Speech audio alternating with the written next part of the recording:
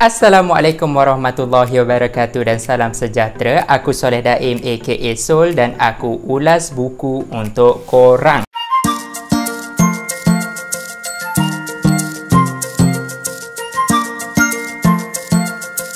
Selamat datang ke video resensi buku The Physicist Odyssey karangan oleh dua orang penulis iaitu saudara Zamir Mohidin dan juga rakan penulis beliau iaitu saudara Musaddiq Jaafar. Okey, buku ni diterbitkan di bawah rumah penerbitan The Patriot. Seperti biasa, aku akan pecahkan video ni kepada beberapa persoalan dan sepanjang video ni aku akan menjawab satu persatu persoalan dan aku harap dengan penjelasan aku ni korang akan faham buku ini pasal apa dan tergerak hati untuk beli buku ni dan baca untuk korang fahami sendiri. Okey, baiklah persoalan yang pertama, buku ini pasal apa? Buku ini mengisahkan pasal 25 orang sarjana fizik.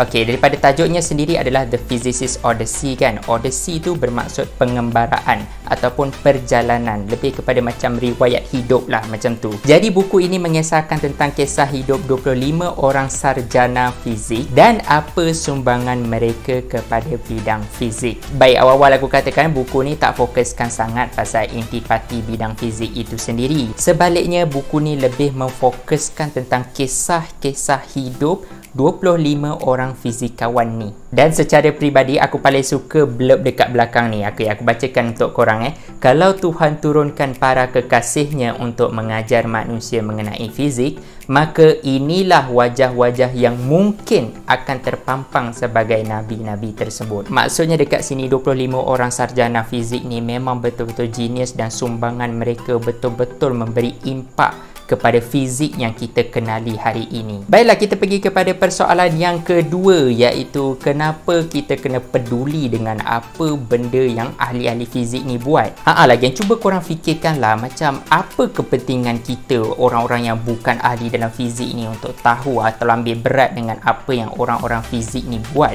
Macam biarlah orang-orang fizik ni pergi bermain-main dengan mainan-mainan fizik diorang tu. Kita yang tak ada kena mengena ni sambung je lah buat hal kita masing-masing. Buat apa kita nak peduli apa benda diorang jumpa. Tak, bukan macam tu. Okey, memang kita kena ambil berat dan memang kita kena peduli dengan apa yang dicari, dikaji dan ditemui oleh ahli-ahli fizik ini. Sebabnya macam ni, penyelidikan itu memang mempengaruhi dengan perkembangan teknologi yang kita ada sekarang ni.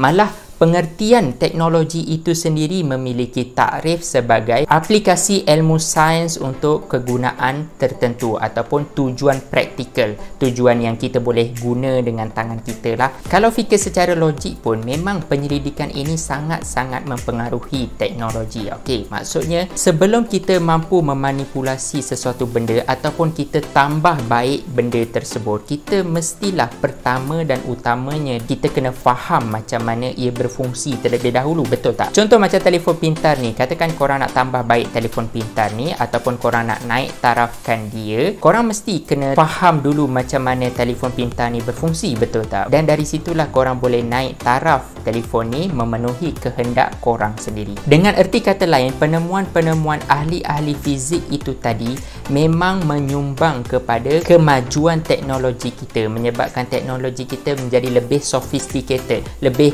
baik berbanding sebelum-sebelumnya. Sejurus itu memudahkan kerja kita dan menjadikan kita lebih efektif dalam menjalani kehidupan seharian kita. Contohlah aku bagi Benjamin Franklin. Okey, Benjamin Franklin ni kalau tak silap aku orang yang menemukan elektrik. Pada asalnya beliau jalankan kajian pasal layang-layang tu tak lain tak bukan adalah kerana beliau nak membuktikan kewujudan elektrik, dan lepas dah berjaya buktikan, buat kajian, rekodkan, sahkan dan apa benda semua tu, lalu manusia mula mengkaji dengan lebih mendalam tentang elektrik ni. Dan semakin manusia kaji, semakin banyak wujudnya orang-orang macam Thomas Alva Edison atau Nikola Tesla dan lain-lainnya semua yang memanipulasikan elektrik itu tadi untuk dijadikan sebagai teknologi yang boleh memudahkan urusan harian kita.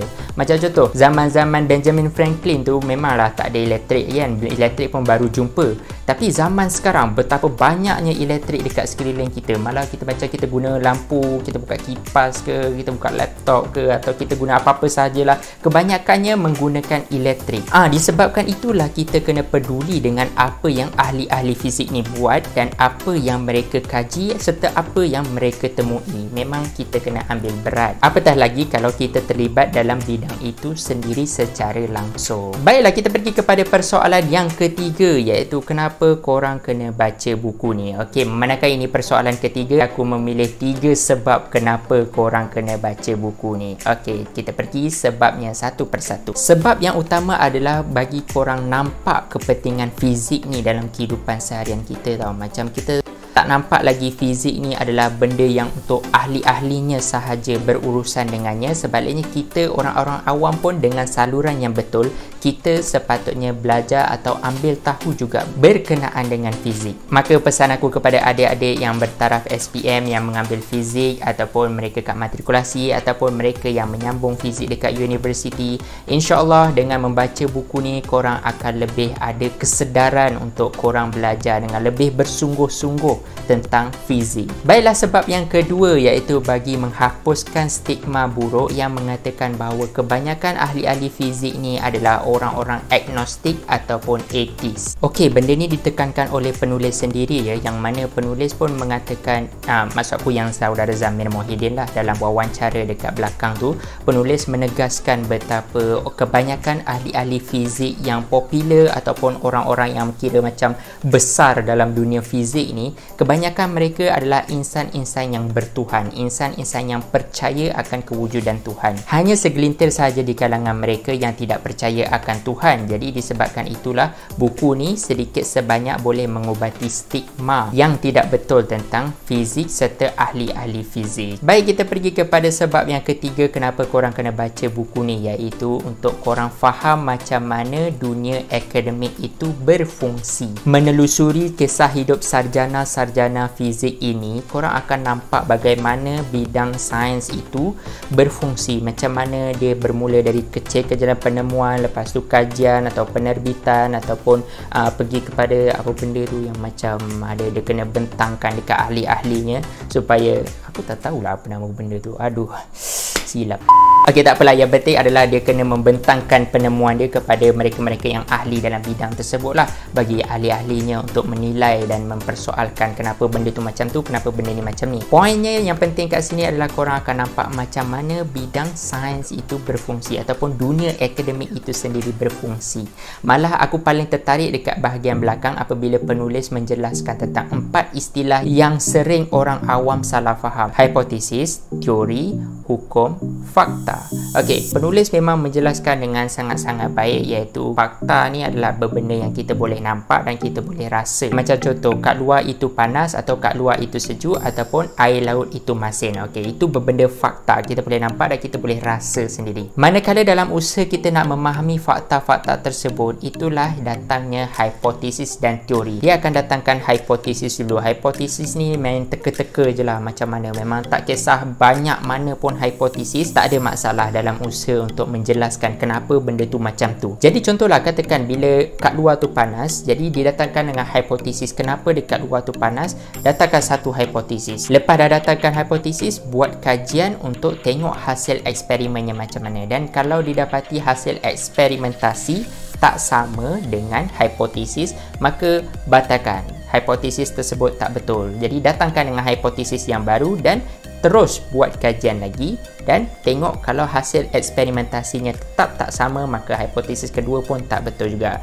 Jadi macam itulah prosesnya, hipotesis ketiga, keempat, dan uji dan punyalah uji sampailah hasil eksperimentasi tersebut berjaya dibuktikan selari dengan hipotesis itu tadi, barulah hipotesis itu akan diangkat darjatnya ke arah yang lebih tinggi, iaitu teori. Okey, ni betul lah, ni realistik. Macam kelakar pula bila guna istilah darjat ni kan, tapi tak apalah, maksudnya yang penting korang nampak hierarki dia macam mana. Orang sering salah guna teori macam, padahal benda yang diorang datangkan tu pun kadang-kadang tak lepas lagi tahap hipotesis yang dibuktikan betul. Okey, macam teori saintifik ni dia ada kajian-kajian dia yang menyebabkan dia absah. Jadi dengan arti kata lain, kita tak boleh suka-suki je nak cakap yang benda itu teori, benda ini teori, benda itu pun teori. Sebab tak betul macam tu. Okey, manakala hukum ini pula, hukum tu adalah persoalan bagaimana ia berlaku, dan hukum ini ini selain dia menjelaskan bagaimana ia berlaku, dia ada juga ukuran-ukuran tertentu dia.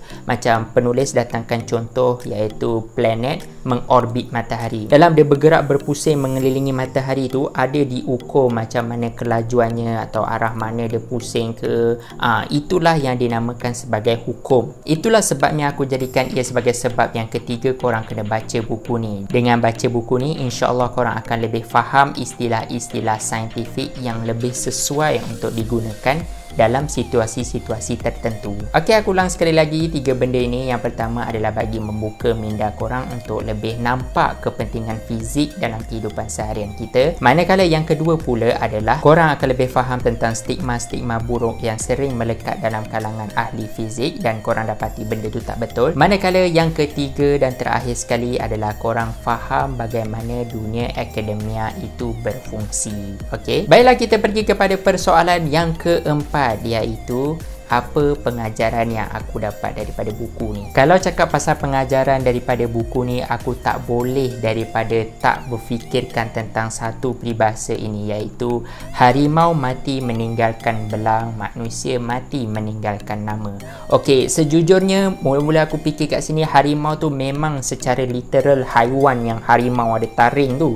Tapi tak, sebenarnya harimau yang dimaksudkan kat sini adalah orang-orang yang jahat, dan belang tu adalah perbuatan jahat orang tersebut. Dengan erti kata lain, orang yang jahat apabila mereka mati, mereka akan tinggalkan kejahatan-kejahatan mereka tu melekat kepada orang sekeliling yang masih hidup, ataupun paling teruk dia akan berbekas lagi sehingga ke hari ini. Manakala orang yang baik pula atau orang yang berjasa dekat sesetengah komuniti atau komuniti-komuniti tertentu mahupun manusia secara sejagat umumnya, mereka apabila mereka pergi, nama mereka dikenang sehingga ke hari ini dan dihargai lagi segala sumbangan dan jasa-jasa mereka semasa mereka hidup dahulu. Dalam konteks buku ni, ahli-ahli fizik ni lah, yang mana ahli-ahli fizik ni mereka meninggalkan nama-nama mereka di dalam penemuan-penemuan fizik ni. Okey, itulah sahaja video resensi untuk buku The Physicist's Odyssey kali ini. Kalau korang dah pernah baca buku ni, tinggalkan komen dekat bawah, bagi tahu aku apa yang korang rasa daripada baca buku ni, ataupun kalau apa-apa sahaja yang korang nak kongsikan korang dapat daripada buku ni, maka komenlah dekat bawah. Aku memang sangat teruja untuk baca komen-komen korang. Baiklah, itu sahaja untuk video kali ini. Terima kasih banyak kerana menonton. Jangan lupa tekan like dan subscribe. Tekan juga butang kecil loceng dekat bawah tu supaya korang tak terlepas video baru daripada aku, dan kita jumpa lagi di video akan datang. Ciao.